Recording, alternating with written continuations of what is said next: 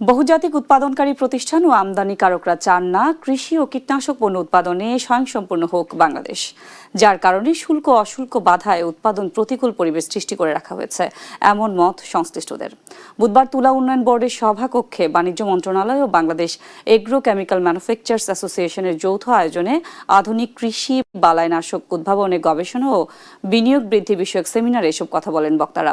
এ সময় বামার সভাপতি KSM মোস্তাফিজুর রহমান বলেন, বর্তমানে 5% শুল্ক দিয়ে কীটনাশক পণ্য আমদানি করা যায়, অথচ উৎপাদনে কাঁচামাল আমদানিতে দিতে হয় 58% পর্যন্ত শুল্ক।